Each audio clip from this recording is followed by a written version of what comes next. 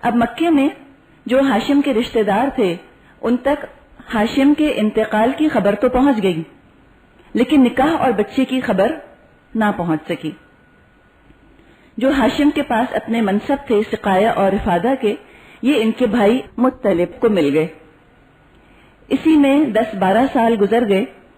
اتنے عرصے کے بعد مطلب کو پتا چلا کہ مدینے میں ان کے بھائی کی بیوہ اور اس کا بچہ موجود ہے، یعنی کہ بھاوج اور بھتیجا مدینے میں موجود ہے۔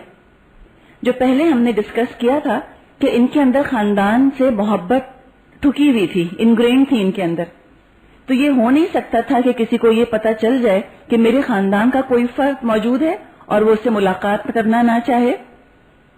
مطلب مدینے کی طرف تشریف لے گئے اور وہاں جا کر انہوں نے اپنے بھتیجے سے اور اپنی بھاوج سے ملاقات کی، اور پھر بھاوج کی اجازت لے کر اپنے بھتیجے کو مکے لے آئے، مکے کی طرف روانہ ہوئے۔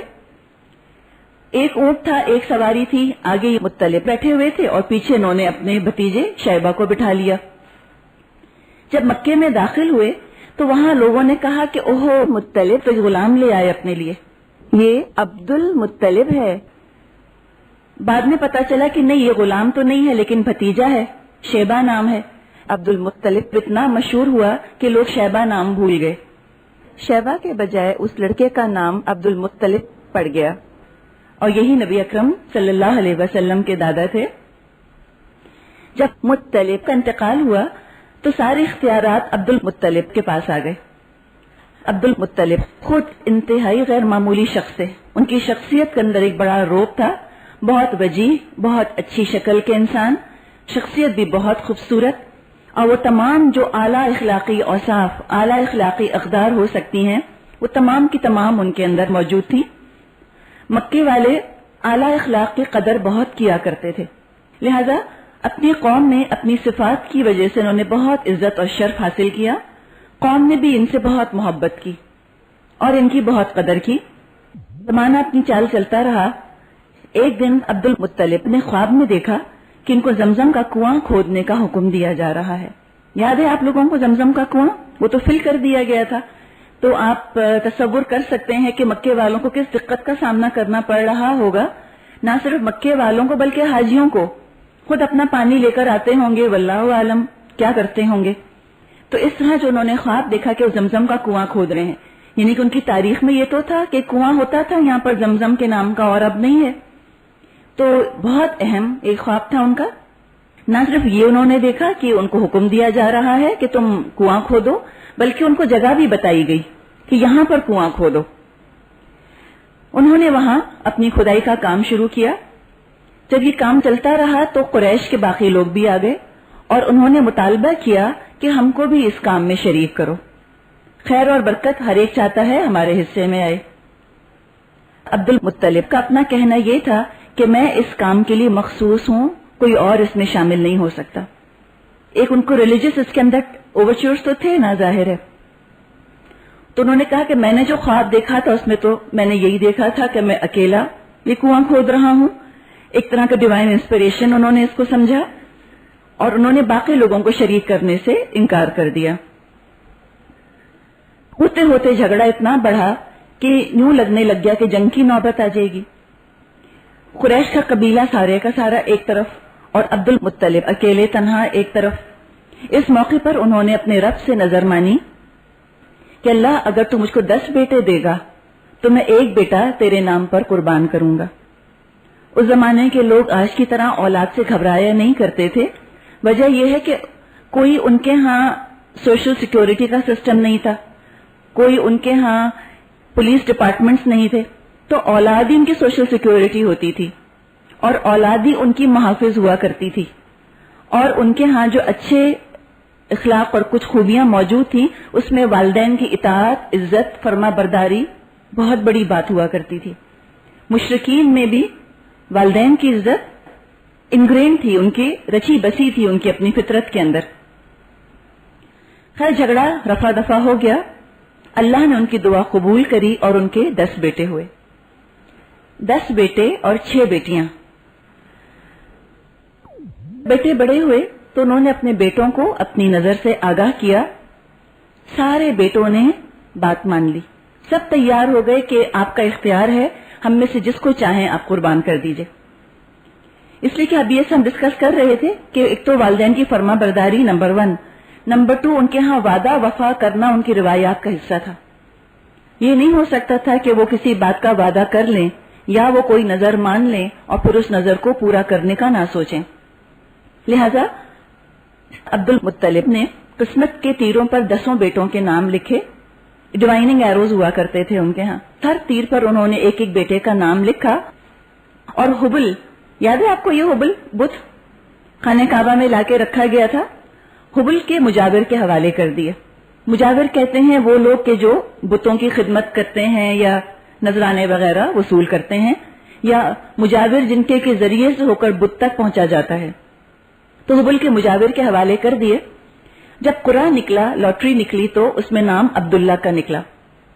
عبد المطلب کی اولاد میں سب سے زیادہ خوبصورت, سب سے زیادہ پاک دامن, پاک دامنی کا آپ سوچیں وہ معاشرہ آپ کے ذہن میں ہے, کیا حال تھا وہاں پر اخلاقی گراوٹ کا. اس لحاظ سے عورت اور مرد کے معاملات کو ہم ڈسکس کر چکے. اس میں پاک دامن رہنا تو یہ بہت بڑی ایک صفت تھی عبداللہ کی. اور انہی صفات کے ساتھ فرما برداری اور دوسری خوبیاں کچھ ایسی تھیں ان کے اندر کہ والدین کے سب سے چہیتے بیٹے تھے. لیکن نام نکل آیا تھا, تب ان کے والد نے عبداللہ کا ہاتھ پکڑا, دوسرے ہاتھ میں چھری لی اور خانہ کعبہ کی طرف چلے ان کو ذبح کرنے کے لیے. لیکن عبداللہ کی ماں بہت ایک طاقتور قبیلے سے تعلق رکھتی تھی, بنو مخزوم کے قبیلے سے. تو عبداللہ کی ماں, ان کا نام فاطمہ آتا ہے, وہ اور ان کے باقی بھائی بھی جو سگے بھائی تھے عبداللہ کے, ابو طالب اور زبیر, یہ تینوں ایک ہی ماں سے تھے. عبداللہ, ابو طالب اور زبیر, یہ تینوں کی ماں کامن تھی. تو ان کا ظاہر ہے ان کے ہاں تو یہی رواج تھا نا کہ جس کے ہاں جس بیوی سے بیٹے زیادہ ہوں اس بیوی کی پوزیشن خود بخود سٹرونگ ہو جاتی تھی. تو وہ پہنچ گئیں اور اسی طرح ان کا ننیال بھی آ گیا. عبداللہ کا ننیال بیچ میں آ گیا کہ ہم آپ کو یہ کام نہیں کرنے دیں گے. باقی بھائی بھی آ گئے, انہوں نے کہا کہ ہم اس طرح آپ کو عبداللہ کو قربان نہیں کرنے دیں گے. اب کیا جائے؟ کسی نے مشورہ دیا کہ عرافہ کے پاس جاؤ. عرافہ ہم کیا کہیں اس کو انگلش میں, اوریکل جیسے ہوتے تھے, کہ کہا کسی اوریکل کے پاس جاؤ. تو مدینے کے قریب اسی طرح ایک عرافہ رہا کرتی تھی. اس نے کہا کہ عبداللہ اور 10 اونٹوں کے درمیان تم قرعہ ڈالو. اگر عبداللہ کا نام نکلے, یعنی کہ تم نے قرعہ ڈالا, اب قرعہ اٹھایا تو بجائے سے کہ وہ نکلے کہ 10 اونٹ قربان کرو پھر عبداللہ کا نام نکل آئے, اور یہی ہوا. جب وہ قرعہ ڈالتے پھر عبداللہ کا نام نکلتا. تو عرافہ نے کہا کہ تم 10 اونٹ اور بڑھا دو. پھر 10 اونٹ اور بڑھا دیے. پھر جب لوٹ نکالا تو پھر عبداللہ کا نام نکلا. پھر 10 اونٹ بڑھائے. ہوتے ہوتے 100 اونٹوں پر بات چلی گئی. جب 100 اونٹ کر دیے گئے, پھر جب لوٹس نکالے گئے, اس میں اب اونٹوں کا نام آیا کہ اب 100 اونٹ قربان کر دیے جائیں. اسی وقت سے خوب وہاں کی رقم عربوں کے ہاں 10 اونٹوں سے بڑھا کر 100 اونٹ کر دی گئی تھی. اور اسی پر نبی اکرم صلی اللہ علیہ وسلم نے فرمایا کہ میں 2 ذبیح کی اولاد ہوں, ایک تو اسماعیل علیہ السلام اور ایک عبداللہ. ان کو بھی ذبح کا ارادہ تو کر ہی لیا تھا. عبداللہ کی عمر 25 سال ہوئی تب ان کے والد نے ان کی شادی کا سوچا اور ان کے نکاح کے لیے آمنہ کا انتخاب کیا. یہ بھی عبد مناف ہی کے خاندان سے تھی, قریش کا اعلیٰ ترین خاندان تھا. بی بی آمنہ کی جو شادی ہوئی حضرت عبداللہ سے, اور ان کی چچازاد بہن حالہ نام آتا ہے, چچازاد بہن سے عبد المطلب کی شادی ہوئی. یہ اس زمانے کا رواج تھا, اسی لیے شروع ہی میں آپ لوگوں سے کہہ دیا تھا کہ آج کے حالات میں بیٹھ کے اس زمانے کے لوگوں کو جج مت کیجیے. ان کے ہاں یہ عام بات تھی, کوئی بڑی بات نہیں کہ اگر بیٹے کا نکاح ہو رہا ہے تو ساتھ ہی باپ بھی ایک اور نکاح کر لے. کم از کم اس طرح عورتیں پروٹیکشن میں آ جاتی تھیں. آپ جانتے ہیں ریگستان کا ماحول تھا, کوئی بہت ایفلوئنٹ لوگ نہیں تھے, تو یہ تو ان کے ہاں ایک عام قاعدہ تھا. تو جہاں عبد المطلب نے اپنے بیٹے کی شادی کی, وہاں انہوں نے اپنے نکاح کا بھی پیغام دیا اور بی بی آمنہ کی چچازاد بہن حالہ سے خود نکاح کر لیا. اسی نکاح کے نتیجے میں حضرت حمزہ رضی اللہ تعالی عنہ کی پیدائش ہوئی. تب 2 رشتے آپ کو سمجھ میں آ گئے, ایک تو چچا بھی ہیں اور ساتھ ہی ساتھ خالہ زاد بھائی بھی ہیں. آگے بھی ہم دیکھیں گے اور رشتے ڈیولپ ہوں گے ان کے. ایک واقعہ جو کہ رحیق المختوم میں تو نہیں ہے لیکن مارٹن لنگز نے لکھا ہے محمد میں. وہ یہ کہتا ہے کہ جب اس طرح سے یہ لوگ جا رہے تھے نکاح کے لیے، عبد المطلب اور عبداللہ دونوں بہت خوش شکل وجیح انسان، عبداللہ کے بارے میں تو ابھی ہم نے ڈسکس ہی کیا، تو لوگ اپنے گھروں سے نکل کر ان کو دیکھنے کے لیے کھڑے ہو گئے تھے. اسی میں خاتون کا نام آتا ہے قتیلہ.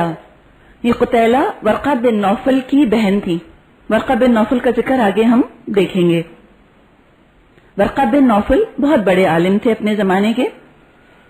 تو جب عبداللہ وہاں سے گزرے تو قتیلہ نے ان کو دیکھا اور وہیں ان کو آفر کیا کہ آپ مجھ سے اسی وقت نکاح کر لیجئے.